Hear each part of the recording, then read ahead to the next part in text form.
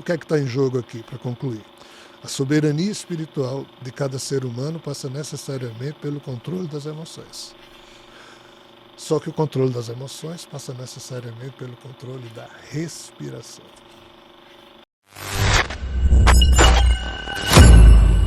Audio Jungle. O Rafael Lavagnoli manda aqui, boa noite.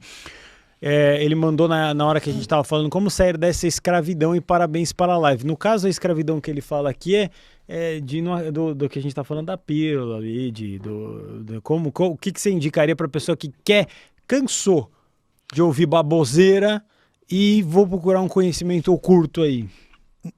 Há uma outra resposta que a gente pode dar a isso aí, além desse aspecto que você está falando, eu vou unir as duas coisas. Qual foi o truque com a humanidade? O nosso corpo, a cada segundo, ele está recebendo 400 bilhões de bits de informação, mas o cérebro da gente só decodifica em um segundo 2.000 bits. Então a faixa de realidade que a gente entende como sendo real é só 2.000 bits no meio dessa história toda. E isso entra como no corpo? Através do jogo sensório que vai pelo centro cervical. O centro cervical leva ao tálamo, o tálamo distribui todas essas informações que estão chegando a cada segundo nos lobos parietal, occipital, temporal, no hipocampo, amígdala cerebral, e tudo isso sobra aqui no lobo frontal. Esse, entre aspas, acumulado de cada segundo que sobra aqui, o eu da gente é movido por isso. Mas qual o detalhe? Isso não é a nossa vontade. Isso é o fluxo de um primeiro impulso que o universo ao seu redor e a sua condição química está produzindo em você, e você age no primeiro impulso e pensa que é você agindo. Mas não é. Ramana Maharishi, grande mestre hindu, dizia o quê?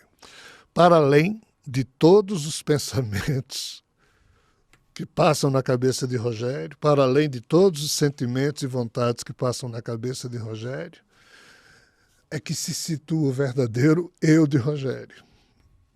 Esse eu primeiro aqui, se ele se confundir com os pensamentos, sentimentos que estão passando agora, é um piloto automático, é um eu movido pelo primeiro impulso. O que é que os mestres dizem? Quem se movimenta pelo primeiro impulso é escravo do projeto desses seres que tem a ver com a mente bicameral que Julian Jaynes fala, que eu me refiro a ela já já.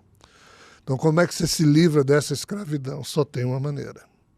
É você usar da respiração para diminuir o seu ritmo psíquico, deixar que os pensamentos, sentimentos, vontades, inclinações, tudo surja, mas você, em vez de achar que é o seu eu sentindo isso, o seu eu passa a observar isso, ou seja, você desenvolve um eu mais profundo, que não vai agir no primeiro impulso, e esse eu mais profundo vai observar, e de tanto você fazer essa técnica, o eu profundo de Rogério não mais se confunde com o eu imediato.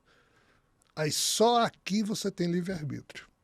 Porque só aqui é você mesmo que está decidindo, eu vou comer uma manga, eu vou fazer tal coisa. Não é porque você viu uma manga e ficou com vontade de comer. Então, sob essa perspectiva, nós estamos falando aqui de quê? Da velha tese bicameral de Julian Jaynes. Quem é Julian Jaynes? É um psicólogo, filósofo estadunidense, já não está mais vivo. Em 1976 ele lançou um livro chamado O Nascimento da Consciência Humana no Ocaso da Mente Bicameral. Que diabos é isso? A mente bicameral seria uma mente formada por duas câmaras. O que é que Julian Jaynes defendeu como tese? Que até o ano 2700, todos os seres humanos para trás sempre receberam, numa das câmaras, a voz dos deuses, ou seja, esse primeiro impulso. E tudo que restava para o eu dessas pessoas era usar a racionalidade para bem cumprir a ordem recebida. Ou seja, o velho esquema de Yankee, o velho esquema da turma que queria controlar a humanidade. Dava a ordem, a gente recebia numa câmara, num dos hemisférios do nosso cérebro bilatério, e o outro era a gente usando a racionalidade para cumprir. O que é que Julian Jaynes percebeu? Que na época de Hesíodo, que produziu a Teogonia, surgiu pela primeira vez documentos críticos. Ou seja, há cerca de 2.700 anos atrás, Siddhartha Gautama e Kapila nasceram na Índia. Um criou o budismo, o outro criou o Sankhya, dizendo que, humanos, deixem esse negócio de crença em deuses para lá. Definam vocês mesmos os seus valores. O budismo propôs uma doutrina de vida, o Sankhya propôs o quê? Você superar os padrões de ignorância, deixar a crença em Deus e cuidar do seu livre-arbítrio. Na China, nesse mesmo período, quem é que estava lá? Lao Tse e Confúcio. Também mandando os deuses às cucuias e convidando os humanos a pensarem. Na Pérsia, quem é que estava? Zoroastro, anunciando que o crepúsculo dos deuses, ou seja, os deuses tinham mandado nos humanos até aquele período. E lá na Jônia, ou seja, lá na Turquia, na Grécia, quem é que estava? Tales de Mileto, Anaximandro, Pitágoras, criando a filosofia, ou seja, os humanos estavam começando a pensar por si mesmos. Com isso, eles não mais recebiam, ou melhor, o impulso eles recebiam, mas não se moviam mais no primeiro impulso. Então a pergunta que foi feita é como se livrar da escravidão. Lá na Índia Antiga existia uma expressão sânscrita, não existe, chamada Dhatma Buddhi, que é exatamente aquele ser humano que é doente, que se confunde com o corpo e que age sempre no primeiro impulso. 99% da humanidade é assim, todos nós somos. Faz parte do processo de escravidão. Mas por isso que o budismo, por isso que as técnicas do yoga, por isso que qualquer técnica que lhe ajude a desacelerar, criar o seu próprio ritmo respiratório, para que o seu eu mais profundo seja o gestor do seu psiquismo e não aquele eu nervoso que age sempre por impulso. O que é que está em jogo aqui, para concluir?